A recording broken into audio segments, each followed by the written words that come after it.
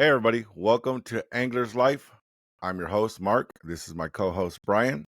And we are people that love to fish. We live, eat, sleep, everything fish. We do it. We made this show for everybody that loves the same thing as us, loves to be on them boats, loves to be on the shorelines, and loves to cast that line out and catch something, right? If not something, at least get some peace of mind being out there with nature. Um, Brian, how's everything going with you? Everything's going great. I look forward to this podcast, and I think we're going to have a lot of fun with it. Amen to that.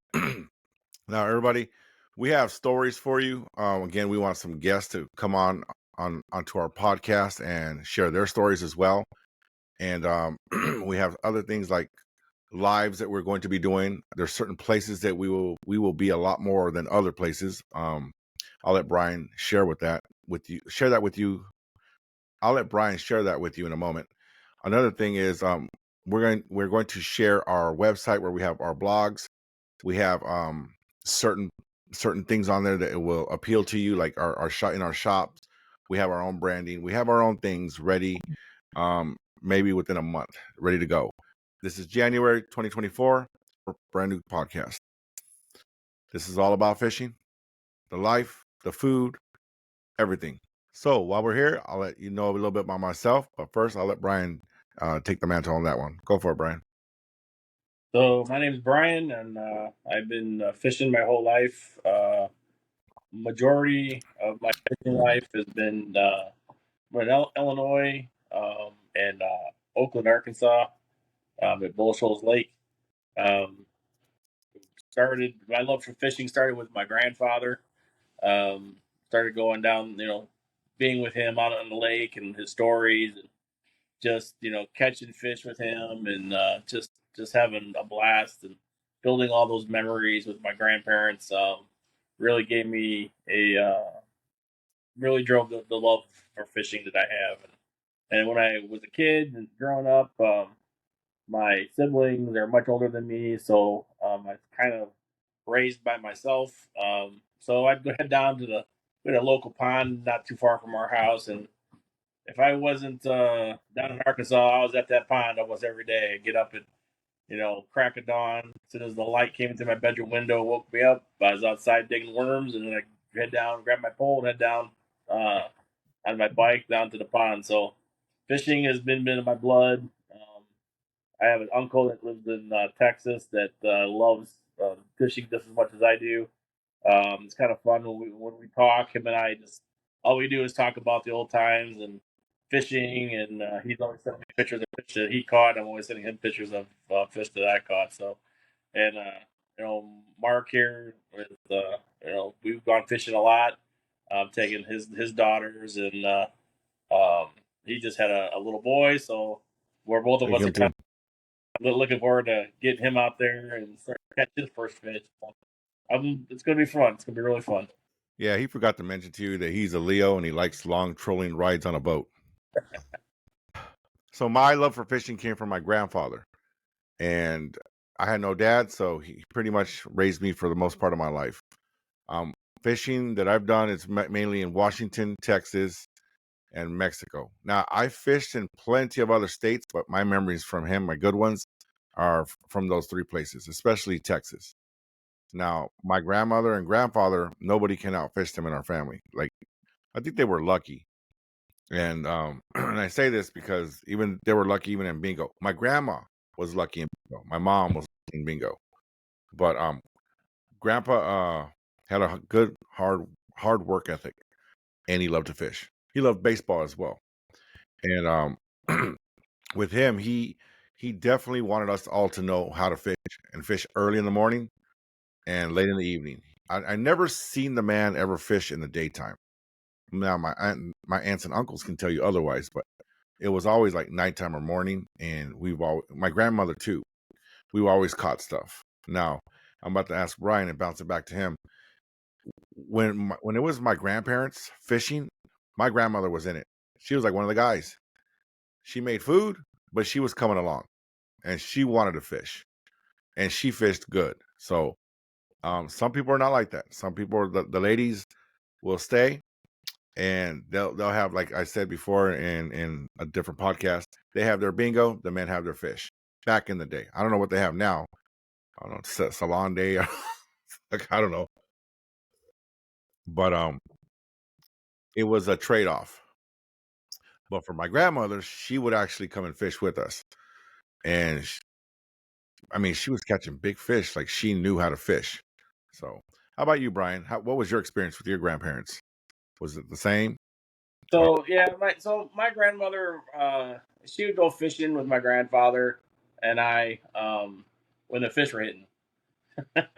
But she'd come out, but she'd come out also when the fish weren't hitting. But usually she'd she would just come out there and read a book while we fished. I think it was more she just wanted to be out there with us, than anything, to spend time and make memories. But my grandmother, um, her we always teased her about why she never had.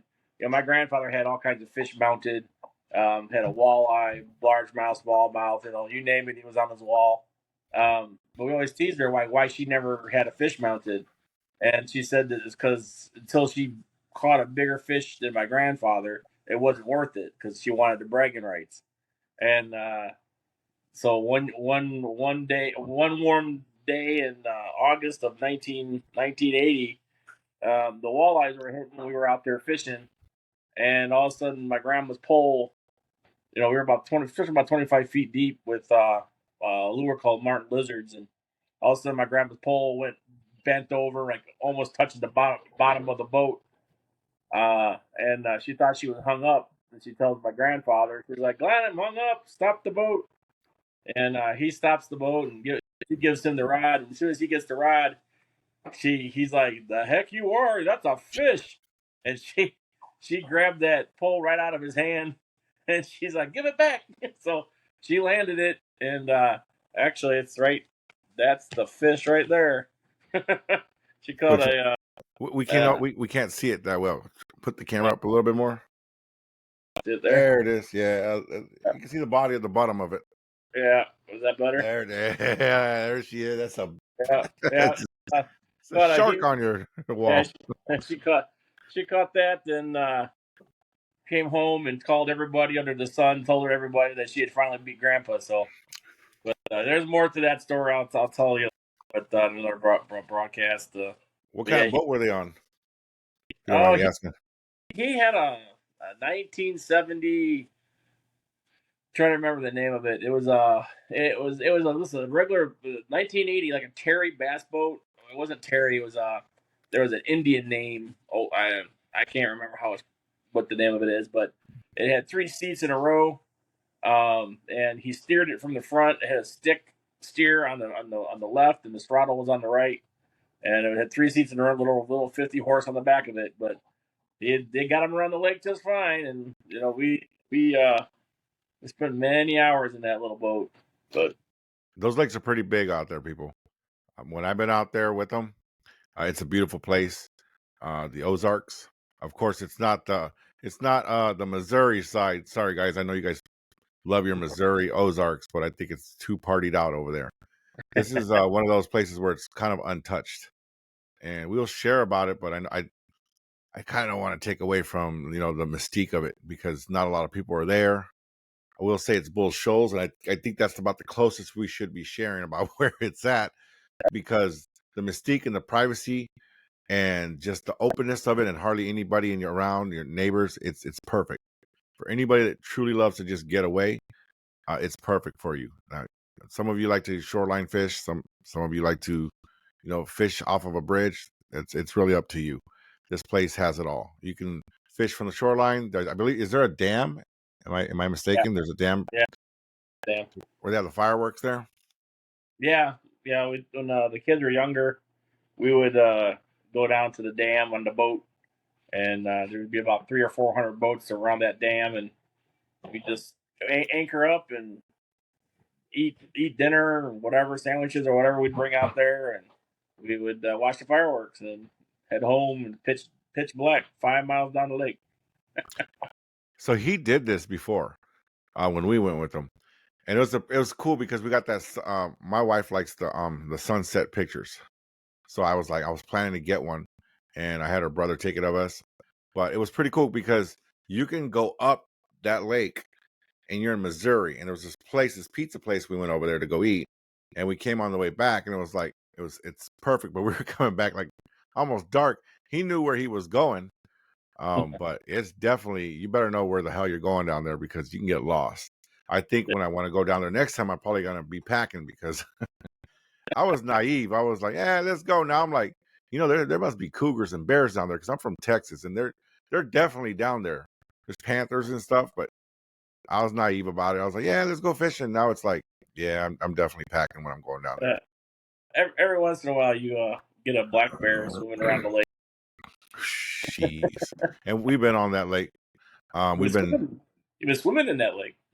yeah, we definitely. I don't know what we had this. It was a nice boat, but yeah, it's we were just tubing. I know you guys who like to be on the lake. We've been tubing on this lake. You can do that as well. There's great fishing and great tubing. I don't know what the lake is like in the wintertime. I don't know if it's icy enough or you can be on the lake. I have no idea. What's it like, Brian? No, yeah, the lake doesn't freeze. In fact, they're right now they're catching white bass and crappies are hitting really well right now on the flats. They're fishing anywhere from 35 to 55 feet deep out on the flats, and basically they're just finding the schools of bait fish, and they're fishing right underneath them, and they're catching all kinds of whites and crappies right now. Big ones, big slabs, 3 or 4 pound crappies right now, which are huge. So, for those of you that like to fish in the wintertime, do you guys prefer it to be ice? The ice fishing. I've been ice fishing before. Now, I'm not gonna lie, it's another party to go to. I mean, we were drinking. I was on a four-wheeler running around on the lake, and then we're in this little teepee thing that I'm like very small, like everyone's ass is touching each other, having drinks with the hole in the ground. Or I think they augured the hole down there. It was fun. I would do it again, but I'm already leaving Illinois. And I don't think I'm touching this lake. Well, we live close to a lake system, and it was fun being on this lake. But as we're moving to Dallas or Fort Worth area, there's lakes down there that we want to be at when we get down there, and of course the lakes that he's talking about in Bull Shoals Lake in Arkansas. Now, there's plenty of lakes everywhere that are beautiful. We'll share about those a little bit later. I also want to talk about boats. What boats you guys have out there? What do you guys trust? What engines you guys trust? There's a lot of stuff that I want to talk about with your fishing lines. Like, what are you guys using? I have a lot of questions because I'm not going to say I'm a professional. I don't think Brian's going to say he's a professional either. All of us are learning. Even the professionals say that they're all learning. We can all learn something. I could just say we're lifelong fishermen. We eat. What did I say? Eat, breathe, sleep, shit, fish. Literally, that's us. We're not professionals at it. However, we have a love for it. We if we could spend our money on it and it was never ending money, we'd continue to spend on it. I got a lot of fishing stuff out there that still needs to be used. And my son as well, and probably pass it on to him. But definitely want to talk about those things because I have questions. I have I have disagreements. I have disagreements with Brian. Brian likes to use these spool lines, man, that they have like this nest. And I tried it. What do you call those lines, Brian? You gave it to me Bait, for my birthday or something. bait casters. I Bait. appreciated the gift, but boy, was it frustrating. And I do the open cast. I have a few that I really love, but they can fail a lot. And the other ones are kind of a little bit better. It's just for me, they what do you call it? They like web out. Like, The backlash. you guys know what I'm talking about out there. It just, Backlashes. so there's a couple things I want to talk about and get your guys' opinions out there because I think it's like toilet paper, man. Do you guys like the toilet paper running forward or under? It's the same conversation. Some of you like that reel. Some of them like a different type of reel. What do you use on your poles? Medium, heavy, heavy action. What are you guys using out there? We have a lot of questions. We have a lot of answers. We have a lot of talk. We have a lot to share about ourselves. But definitely, This show is not for us, it's for you. We want to share things with you. We're going to have blogs on our website. Our website's Anglerz with a Z .life, because it's Angler's Life. What you see in the back, Pescado Vida, it's also part of the brand. It's just in Spanish. I rock that. Bryan has his. I have actually Bryan's right here. He'll have his on the next one, guys. There we go. Can we see that, Bryan? Yep. We have his. We have all these things will be taken care of as we're slowly progressing and building as a business for this podcast. And we are also on TikTok. We are on YouTube. We are on Facebook and also Spotify. I think we're going to try to get on Apple. I think we're going to head to that direction as well. But definitely find us at Angler's Life. If you guys can follow us, awesome. If you guys want to be on the show and you have your own stories or you have your own tips or tricks or something that it can help out the next angler, that would be awesome. Yeah. Any takeaways that you have, Bryan, of what we both just shared? Yeah, like Mark said, we're here to learn. We're here to share stories. We're here to maybe teach the next generation some things that like Mark said, I fish a little more old school than a lot of other than the new generation. Um, so it's I'm looking forward to talking to people and getting to know people, networking, to stuff like that, and just learning and teaching. I think it's gonna be fun. You'll see our videos. You can, if you guys have a video you want us to look at, send it to us, and we'll put it on. We'll put it up on the site.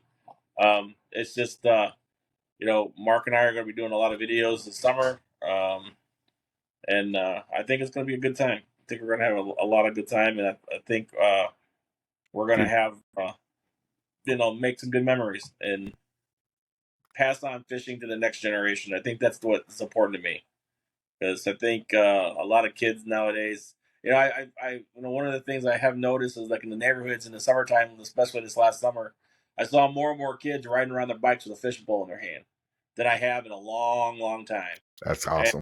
so it was great to see. And every once in a while, I'd ask the kids if I was walking or something. I ask them, "Hey guys, catching anything?" And they, "Yeah, we're catching something," or "No, we're not." And I just chat with them for a few minutes, and then I could keep walking. But it's good to see that I see groups of kids riding around their bikes with poles in their hand. And there's a little retention pond not too far from here, from my house, and it's not very big at all. Maybe got some like bluegills or something in it, and there's always like 4 or 5 kids in the summer now. Every time I pass, there's like 4 or 5 kids at that pond almost every day, and I haven't seen that in years. So it's good to see that kids are kind of starting to get back to this tradition. So I'm excited for that.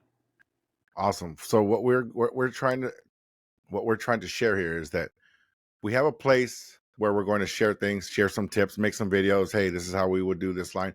I know there's a lot of stuff out there. I know. We're just saying to come get to know us. Let us get to come know you, and let us help you out. Help us out while we're at it, and let's all help each other out and try to make our fishing a little bit better. Yeah, you were saying something to the effect of our lines. What were you saying? Keep your lines tight. And with that, we'll see you guys later.